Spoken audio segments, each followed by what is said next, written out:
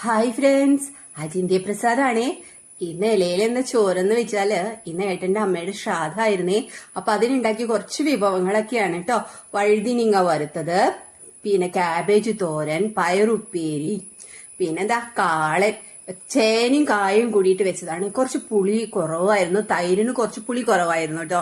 അത് മാത്രമാണ് എനിക്ക് ഇത്തിരി നന്നായില്ല എന്ന് എനിക്ക് തോന്നിയത്. ഇത്തിരി പുളിയുള്ളത്, കാളന് കുറച്ച് പുളി വേണമല്ലോ. അത് കണ്ടോ, കാബേജ് തോരനാണ് കേട്ടോ വെച്ചത്. എന്ത് ടേസ്റ്റ് ആയിരുന്നു, നന്നായിട്ടുണ്ടായിരുന്നു. പിന്നെ ഒരു നേന്ത്രപ്പഴം പുഴുങ്ങിയത്, കഷ്ണങ്ങളാക്കി പുഴുങ്ങിയെടുത്തത്.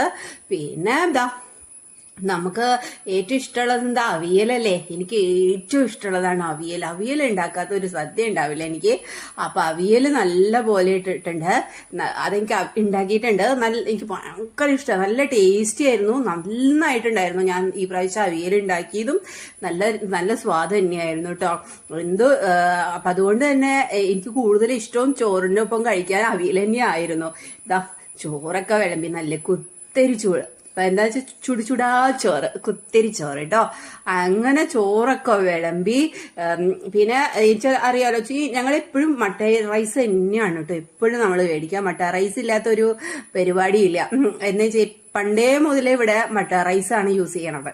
അപ്പൊ പിന്നെ സാമ്പാർ വെണ്ടയ്ക്ക, തക്കാളി, മുരിങ്ങയ്ക്ക മാത്രം ചേർത്തിട്ടുള്ള, പിന്നെ എന്റെ സാമ്പാർ പൊടിയും ചേർത്തിട്ടുള്ള സാമ്പാർ. അടിപൊളി സാമ്പാറായിരുന്നു കേട്ടോ.